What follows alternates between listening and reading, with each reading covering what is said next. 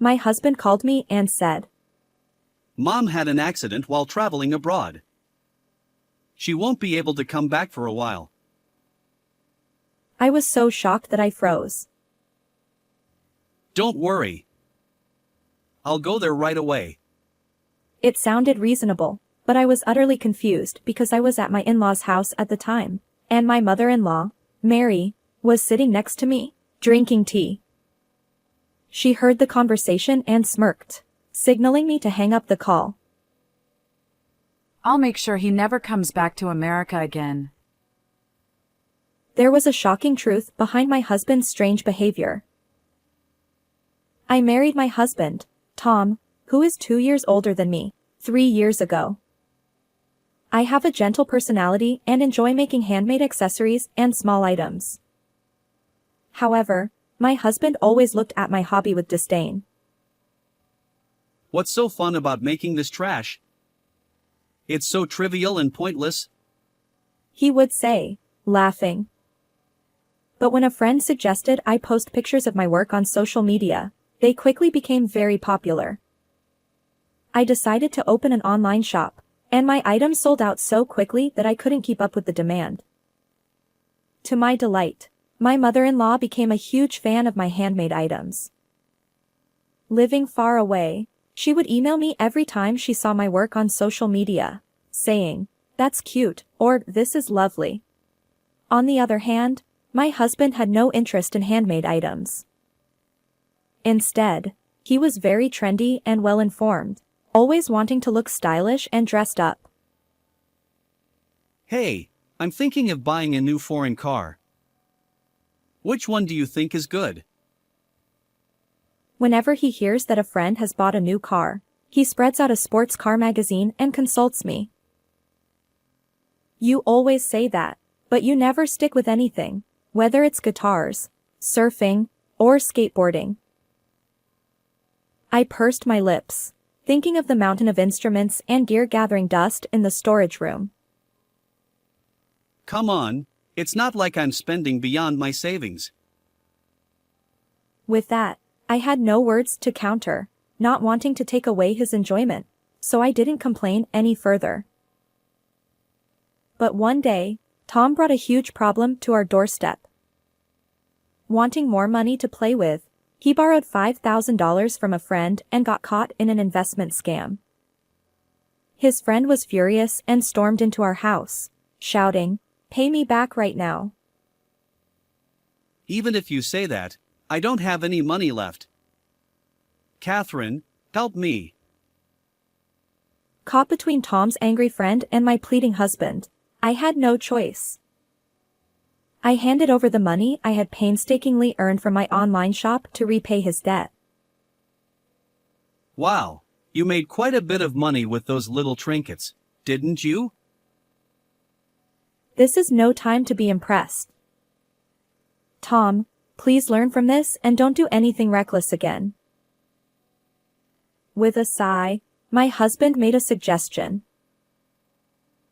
I've learned my lesson from this. So, I have an idea. What is it? Why don't we create a joint account and save money for our future? We might have kids, and we'll need money for their education. I did want children, so we decided to put half of our income into a joint account for savings. I'll keep the passbook. I can't wait to see the balance grow. From then on, Tom would often look at the passbook and nod with satisfaction. He would smirk again. Was he imagining a bright future as the money grew steadily? I thought he was managing the account responsibly. At least, until that moment. One day, after we had started saving, I received a call from my mother-in-law. I have something to talk about. Can you come over? Let's chat over some tea. Sure, I'd love to. I quickly agreed and decided to visit my in-laws' house while my husband was at work. My mother-in-law's house is an hour's drive from ours, so we don't see each other often. However, she has a bright and straightforward personality, making her very enjoyable to talk to.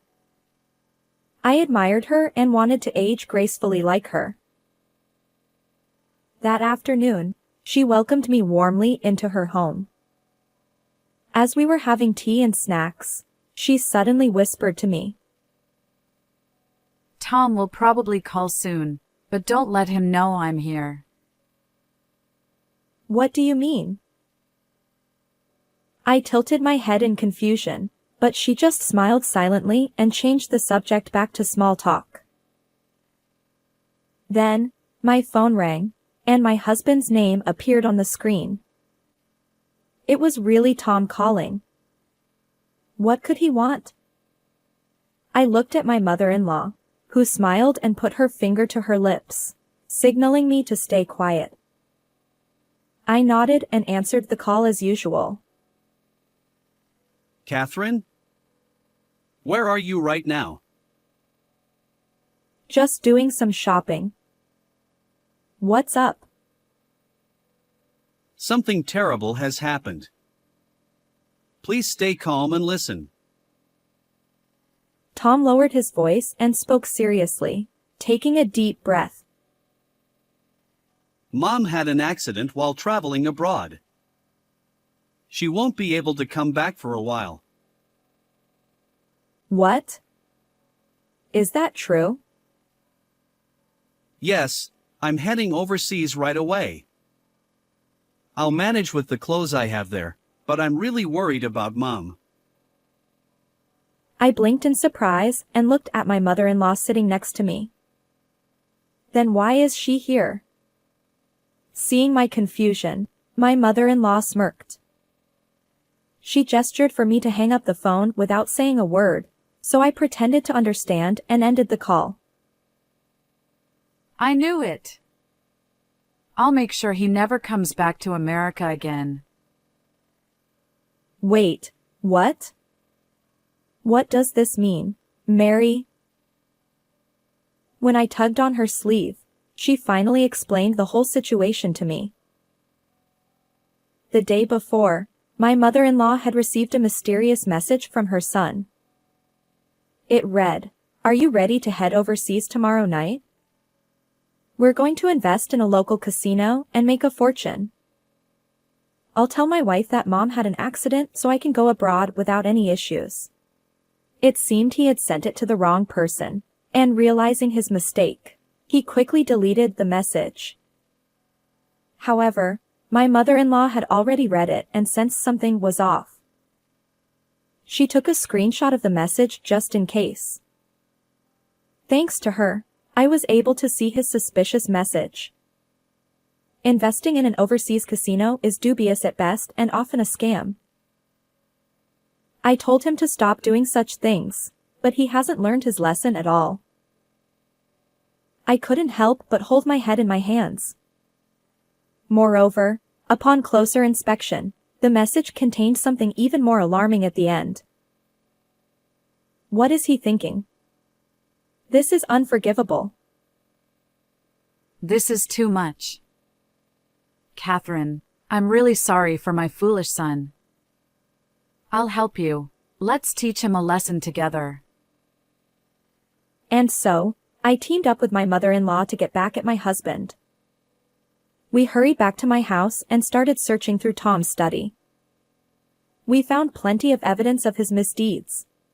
As I watched them, I gradually became more and more angry until I exploded with rage. I've had enough. I'm going to corner him completely. In that case, I have a little idea. She shared her plan with a mischievous smile, like a child who had thought of a prank. That might work, I said, smiling at her good idea. I waited until my husband was overseas and then withdrew all the money from our joint account at the ATM. Now he can't withdraw any money. He won't have any funds to invest in his shady business. He must be in quite a predicament with no money over there. Additionally, I contacted the credit card company and suspended the family card. When my handmade business started to take off, Tom said, I want the credit card sign-up points. I'll buy a ukulele with the points. And made a family card in my name. Since then, he had been using the family card exclusively, and the bills were coming to me. Now was the perfect time to stop the credit card. Until this day, I had been warning him about his reckless card usage, but it was finally time to take action. After waiting for about 15 minutes, Tom called me repeatedly. When I ignored the calls, he sent a flood of messages saying, "The card has been stopped, and I can't stay at the hotel. Help me, and I can't withdraw any money. What should I do?" However, my mother-in-law didn't seem to care at all. It's almost dinner time. Shall we order some sushi? Oh, I have some good Japanese sake. It was a gift. My mother-in-law and I happily prepared the sake and enjoyed our meal while watching a drama together. The next day, my husband hurriedly returned to America. When he came home, he looked exhausted and disheveled. My mother-in-law and I greeted him with a nonchalant welcome back. Why is Mom here? Tom was so shocked to see his mother that he almost fell over. It's strange, isn't it? Your mom was supposed to have had an accident overseas. I interjected. Well, that might have been a misunderstanding. He laughed awkwardly, left his luggage in the hallway, and casually sat down on the living room sofa to relax. Enough with the nonsense. I chased after my husband, cornering Tom as he tried to brush off the situation. Did you really think you could fool me with just one phone call? You and Mom never see each other. Since when did you two get so close? He retorted, glaring at me while clearly intimidated by my anger. Mary is my biggest supporter on social media. We email each other regularly. I know all about the message you mistakenly sent. Wait a minute. So you knew from the start? Realizing that my mother-in-law and I had become close, my husband ground his teeth in frustration. So it was you, Catherine, who stopped the bank account and credit card. Because of you, I had to spend the night at a 24-hour fast food place. I was planning to make sure you could never return to America. I replied in a low voice. I must have looked terrifying because my husband turned pale as if he had seen a ghost. Then, to drive the point home, I laid out the evidence my mother-in-law and I had gathered on the table in front of the sofa. There were printed copies of the mistaken message he sent to his mother and the fraudulent investment contracts. I told you, didn't I? Stop doing these things without consulting me. But I heard that investing in overseas casinos would be profitable. It was for our future. I looked at my husband, who was nervously laughing, with a cold stare. Then, can you explain this? The next piece of evidence I presented was the transaction statement from our joint account. He had transferred $50,000 to an overseas account without my permission. I took out the screenshot of the message my mother-in-law had prepared again. At the end of the message, it said, "We have money saved under the guise of education funds. This will make us a fortune." Tom had used our important savings as investment funds. Weren't we supposed to save this money for our children? We agreed to work together for our family's future. And you used it for some shady business without telling me. This is unforgivable. Moreover, when I checked the deposit history, I found that I was the only one putting money into the account. he had been deceiving me and using the money, without contributing any of his own earnings. There are also unknown expenses on your credit card. What I pulled out next was my husband's personal credit card statement, which I found in his guitar case. Not only had he been using the family card without permission, but he had also been spending recklessly on his own card. Look at the balance. We'll never save enough for education funds at this rate. You're spending money like water. I slapped the joint account transaction history, which I had printed the night before, and thrust it under Tom's nose. What? I was expecting the profits from the investment to be deposited first thing this morning. He snatched the account documents from my hand and scrutinized the balance. The account balance hasn't increased at all. You've been scammed. It's an investment fraud. No, that can't be. They said if I transferred the money, it would come back fivefold. There's no such thing as a deal that good. Tom stared at the balance history, trembling.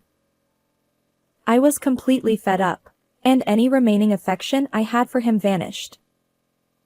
I quietly placed the divorce papers, which I had prepared the day before, on the table.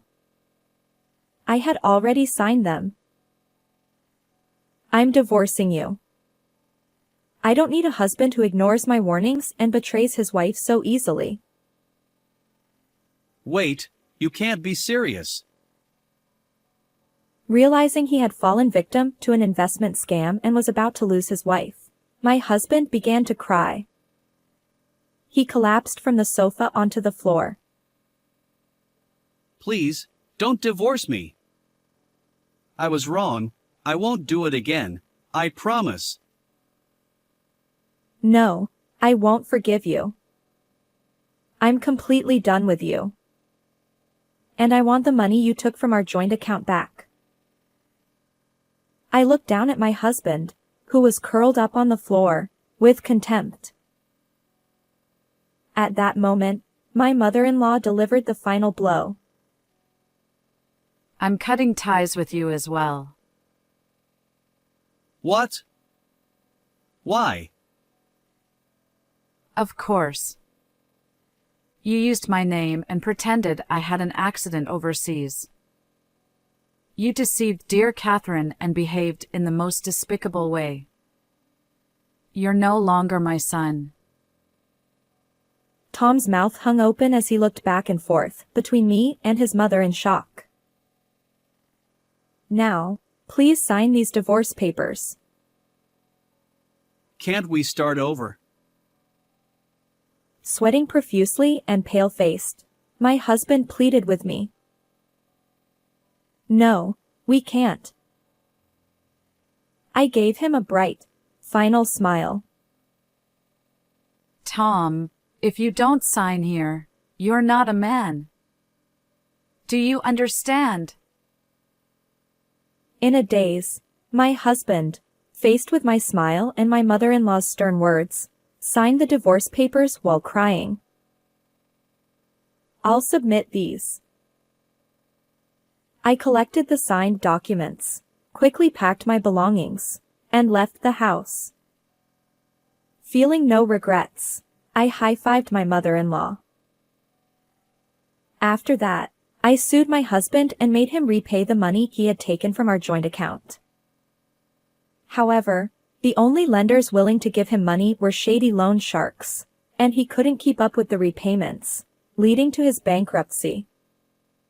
He lost his house and the brand new foreign car he had bought just to show off. Now, Tom is reportedly living from one internet cafe to another. On the other hand, I returned to my parents' house and continued my online shop there. My creations are still incredibly popular, selling out as soon as they're made. I'm so busy that my mother has to help me with production, which is a happy problem to have. Of course, I still keep in touch with my mother-in-law on social media, and we frequently make plans to go out for tea together. My childhood home is very comfortable, and I'm planning to use the money I've earned to give my parents a cruise dinner for their wedding anniversary. I'm also planning to give my mother-in-law a gift soon. How did you like this story? Please don't forget to subscribe to my channel. See you in the next video.